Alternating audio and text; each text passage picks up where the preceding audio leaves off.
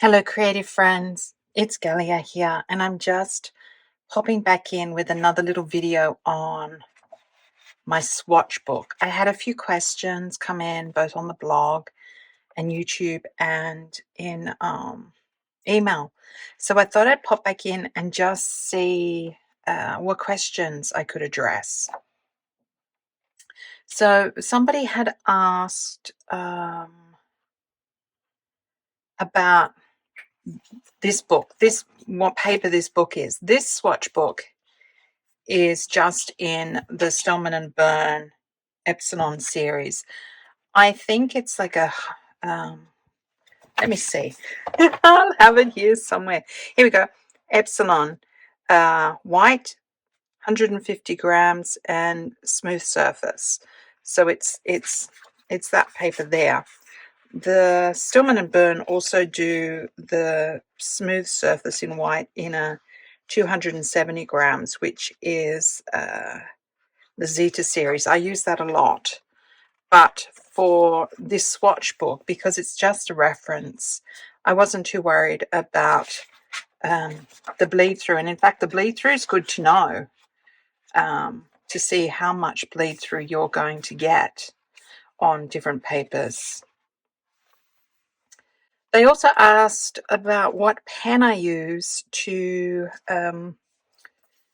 do, I think, maybe this, or possibly the outlines here. The ones in here, I've just used whatever fine liner I've grabbed at the time. Sometimes it's a fountain pen, sometimes it's just a Pitt pen, sometimes I use a pencil. It doesn't really matter. Here I've done it in pencil, and so on. So it doesn't, whatever you like, really. This one here, which is my little template that I've made so that I can draw in those, is just with, I think I used a black Stabilo 68, so just like a felt tip texture. Let me see if I've got one. So it's just that Stabilo, which I have swatched in here somewhere. Let me see.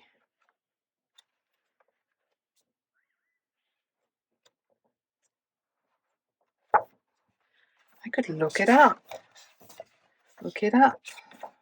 Stabilo 68, page 24. Makes so much easier, because it's always the one that doesn't show when you flick. So it's just these. They're water-based markers. I got this pack with a purchase. It was like a promo thing. So I have those, and in fact that orange is going to be perfect for a garland that I am painting around Ganesha Shri. I'm going to use that. So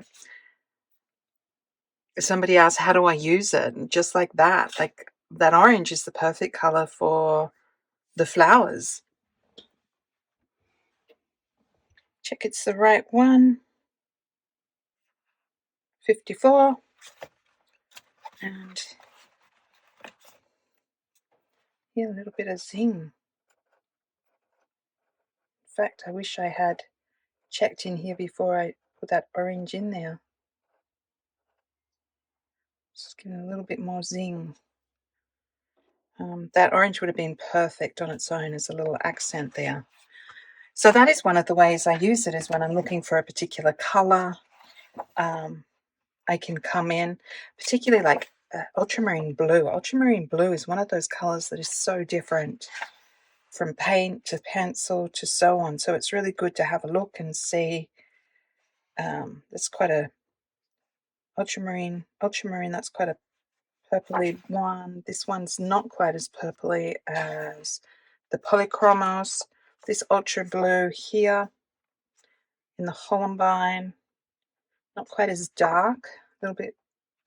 So I can just sort of compare the colors and find a specific color I want if I'm looking for it, or I might check a color before I use it here. I will still use my little swatches to figure out palettes on the side. I always have, or I always keep the off bits when I'm making a journal. I keep any off bits to use for swatching to see which colors I want. Like here, which of these sort of ready ones do I want? Do they work together? How do they look together? Which one of those have I grabbed? So I still do that and will continue to do that. But here is a good way to just have a reference of what you have. The other thing I use it for example, is to, well, these papers are always really good. You can see the different colors and textures. And when you're buying a new journal, it's not always easy to remember which ones had what and how they worked. But you can really test the materials on them. So I use that a bit. My Tombos, for example, if I think I'm going to buy some more, I can have a look here and see, all right, what color's missing from my collection, or not order something I've already got because I forgot I had it. So that's useful. And it's also really good when you see some of these. It's hard to tell from the lids which color it is. And quite often I'm testing it on the side to see which color it is. Like I love this N60, but I never remember what it is. So sometimes I grab one of these other ones and it's the wrong one. So it's just good to be able to check. Again, here I only have a few pens, but I can check which ones I've got from here. And the same with my Hollenbein, because my Hollenbeins grew. So I know what I have here, and I really like the Hollenbein. I didn't buy a set like I did with some of the other ones. I've got sets, so I have a big range. This one's growing, and it's really good to be able to check which colors do I already have, what's missing in the collection, and just make sure that I'm not buying the same one, especially if it's one I'm not going to use a lot. So that's useful.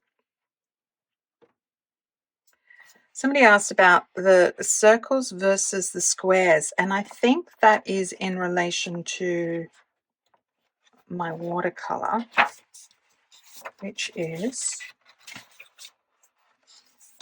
here, these ones. These are the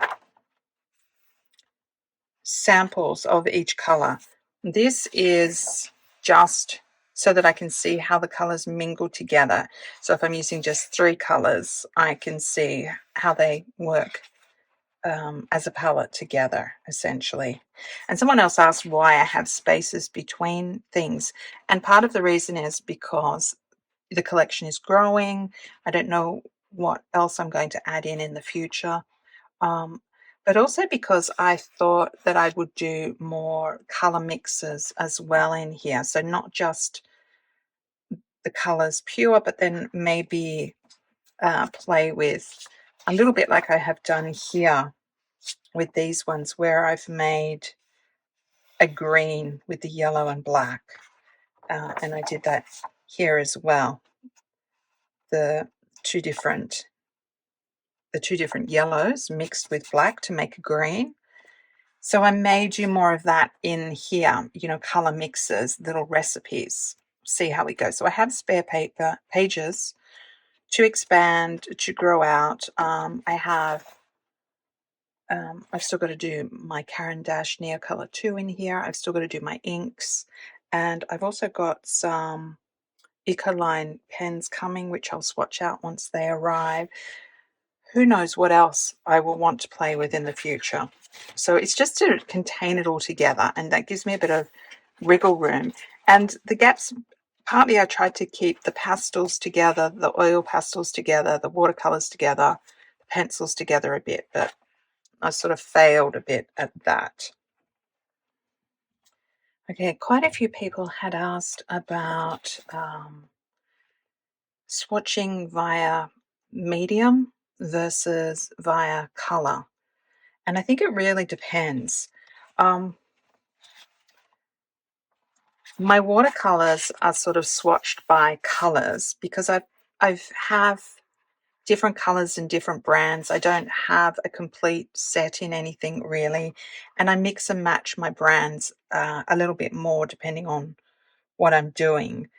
So, and also because they're in my palettes already and they're kind of grouped in different ways in the palette, so it kind of makes sense for me to do it that way. So I have my blues, blue greens, purples, reds, yellows, neutrally colors, sort of, so that I can see. It's also, doing it this way is really interesting too, because you can see the difference between the different brands in the same colors. Like these are two pot of pinks, and where else have we got? We've got some shadow violets that are very different, and these titanium buffs are very different, and so on. The cerulean is particularly one that's quite different, brand to brand. And this is cobalt turquoise, and this is cobalt turquoise. I mean, that is so different. The cobalt teal in this brand looks more like the cobalt turquoise in that brand. So it can be useful to see them side by side like that as well. When it comes to, and I've done that as well with some of my gouache, because again, it's kind of, well, they're mostly Hollenbein here. No, that's the acrylic gouache. I don't have as many acrylic gouache. Where's my normal gouache? These ones here I have complete sets, so it's just useful to go through them and have them all. And it's also a really good way to see how they migrate versus a different brand. And also, if I'm going to work, I'm probably going to only grab one set rather than go through and pick out colors from each set that I wanted to use. Sometimes I might do that, other times not.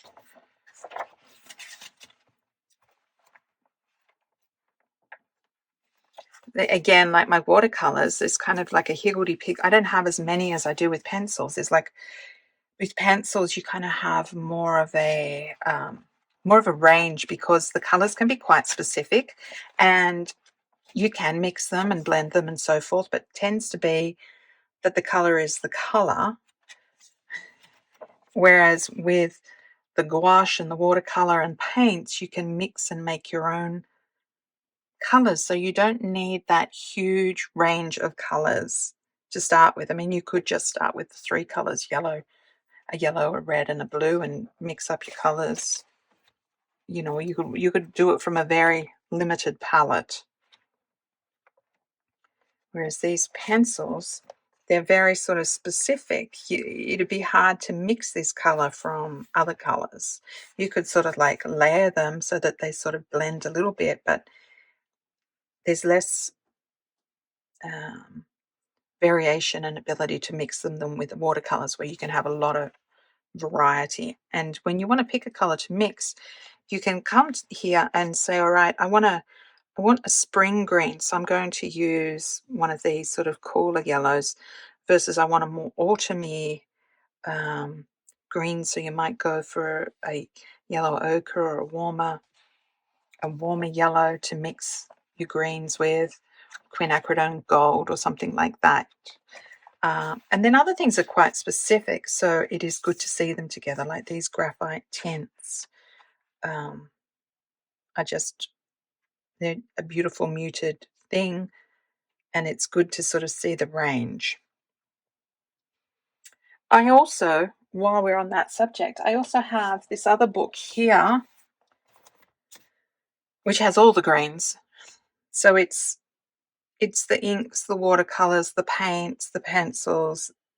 I haven't put the pastels, but I've put a lot of the gouache, the watercolor, ink, pencil, water-soluble pencil, the Neocolor Caran d'Ache, all sorts of things are here, so that I can see the greens in relation to each other. And this book here, I haven't really got very far with. I'll probably get a bit further with it in the next few weeks, because we've got the builders coming back to do more flood repairs. So I've started my blue page, and so I have to keep working on that one to fill it out. And then in between I have pages left. So here I can have the colors that are so the greens and the blues where they smoosh together, the blue green category. So this is blue, so it's got the purpley blues and it's got the greeny blues. Whereas here I'll just have the and the same here, you've got some greens that lean towards blue, some others that lean towards yellow. So I have my pages laid out for the blue green, the green yellow, the blue violets, and so on. And then I have pages as well for mixing recipes. So this book will be a similar reference and another way to get to know your materials. It also has some color wheels in it and other things. Like I have other plans for swatching in this book. I just haven't got very far with it yet. So I had planned to do it all in one book, but it's just kind of filling up already and I haven't even finished swatching. Right, what else? Let's see. Okay, someone has asked about swatching in this book that with watercolors that are with a book that's not watercolor paper. I kind of tend to think of this not so much as swatching, but as color reference. I often grab the word swatching, it's just kind of easier. But if I was to color swatch my watercolors, I would want to do it on the paper that I'm going to use, which is complicated because I use a lot of different papers depending on what journal or sketchbook I'm working on and so on.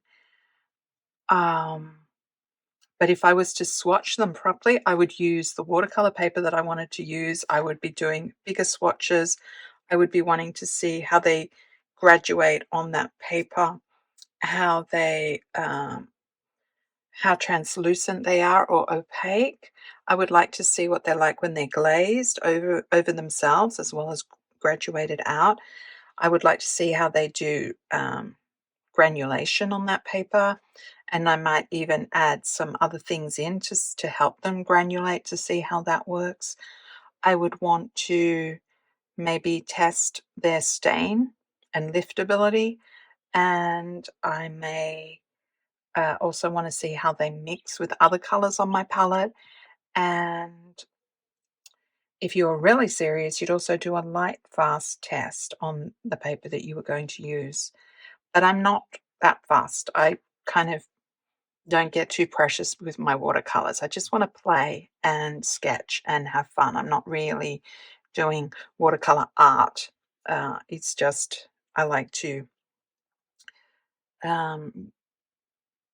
use them mostly in my travels for watercolor. So, and because I use different papers all the time, that would be a lot of swatching. But I do when I'm practicing. I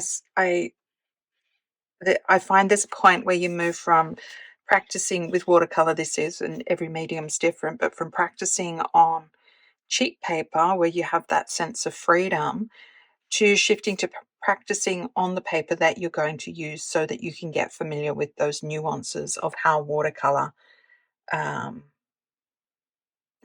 works with the paper that you're using. And I don't even have that many. Like I have the Fabriano here. I use Fabriano a bit, and it's this traditional white, so it's not as white as this. I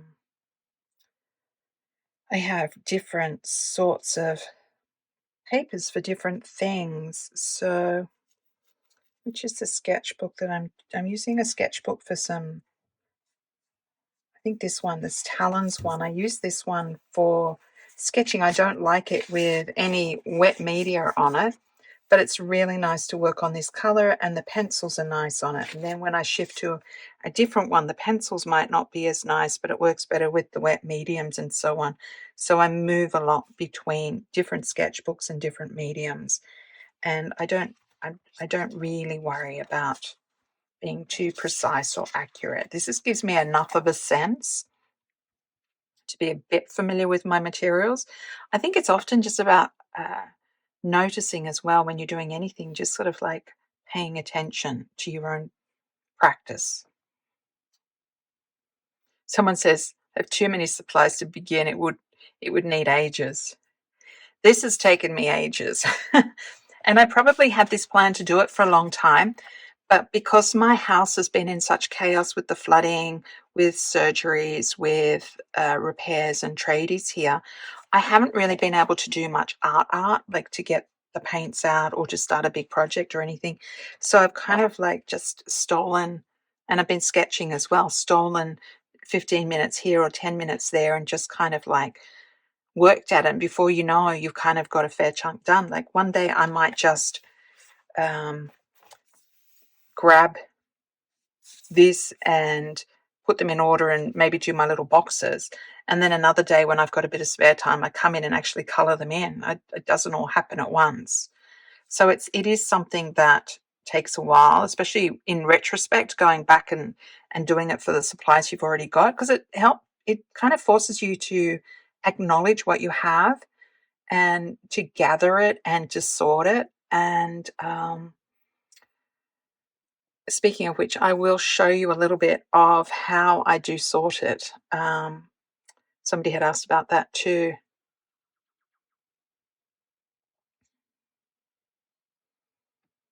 Someone here is asking about the logic behind the blank pages. I think I've been into that because this is just a organically growing thing. And I did have other plans, but I'm not sure I'll have room for my color mixing recipes and so forth. How do you use it? I've touched on that. Do you choose material, watercolor, pastel, gouache for something else, and then look at the colors you'd like to use? Uh, I, I, it's essentially just a recipe. A recipe. It's essentially just a reference for me to see what I have, to see which color I want to use. Even just here, my eyes drawn to these oranges, and I can see this is a hotter orange. This one feels a little bit earthier, a little bit dirtier than this one. It's so very subtle. I can only see that because I'm seeing them next to each other. Prussian blue is another one that can change.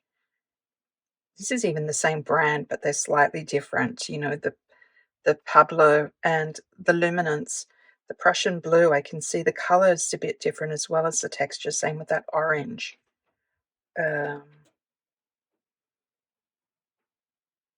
The burnt sienna is very different in the luminance to the Pablo.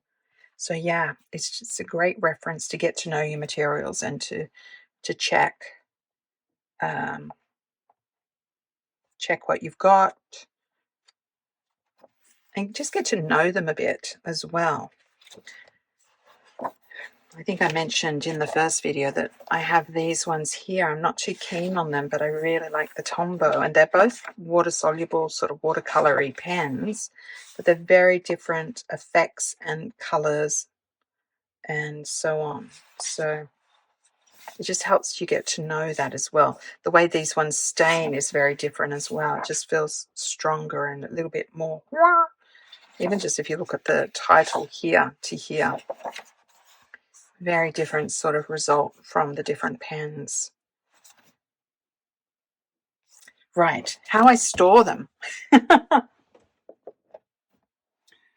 Right, so many materials. So I have my big desk, which I upgraded a little while ago. I got a kitchen bench from IKEA, and it's at sort of standing level, and I have what my daughter calls a rhinoceros chair, which is I can sit at the standing desk as well. I have a lot of containers with different things in it, and it's all in reach. So I do keep some things by color, like all my pencils are in these. I picked up at a garage sale or at a market. So blue, yellow, orange, purples, green, browns, neutrals, all that sort of thing. They've got their own section, and that's for the pencils. And I have them all together, including the water-soluble ones. I keep my Hollenbein ones and my luminance ones separate. I have a lot of containers that just have different things in them, like they're the Pitt pens and the Stabilo pens. I've got the Copics here and the Tombos here. I also have my watercolor palettes. I have a lot of different palettes for that. I also have, so I have a drawer where I keep those handy, and I have my gouaches kept in different trays. So I have the warm colors together and the cool colors together, so I can find them a little bit quicker. And I also use these palettes for the gouache so that they're just kind of stacked up, and they'll reactivate when I wet them. So not acrylic gouache. This is just water soluble, like proper gouache. And I always have one of these handy, which is like everything I've been using at the end kind of gets like plonked here until I can then go through it and pop them back in their correct bit. So I have, and sometimes at the beginning I might clean this and select what I want to use that day onto a plate like this, so that I have a bit of a limited palette or a limited materials. But everything is in front of me. I'll put a photo so you can see. So pretty much most things I can grab, I can reach and access in one form or another. It does get messy, and it starts clean, and then before you know it, 5 minutes in, we're in chaos. But I like to keep things handy. I have my watercolor brushes. I have a bowl of water. I have a pile of sketchbooks that are current up the top there, so I can get things pretty easily. And then pack them away from here back into their correct bits. That's a good little routine, before to help me sort of bring myself into my studio spaces to tidy up the chaos. And somebody else had asked about these strips, how I made them. It's just essentially bits of, when I've made different art journals, sometimes there's just like this thin strip left, and I just use them to swatch different things that I have, so I could have them handy. These I had before I started my reference book. So, there's only so many of these different things you can have all over the place and in different sketchbooks and so on. So the point of my color reference book is it's contained in one place, so I can reference back to anything at any point without having to go and find a bit of paper or go and find the sketchbook that I did swatch that in, or swatch a new one. It's just handy. All right, my loves, I think that is it. Yeah, happy creating, everybody, and happy getting to know your materials. I mean, look, I just look at them. They're like lollies. I just want to play with them. Don't they just, isn't that a beautiful palette? Do you want to do a drawing with that? I want to do a drawing with that. And then I kind of want to go, oh, what if I add that in and take that out? And which of these do I want? Oh, yum. Yum. Okay. Enjoy your toys.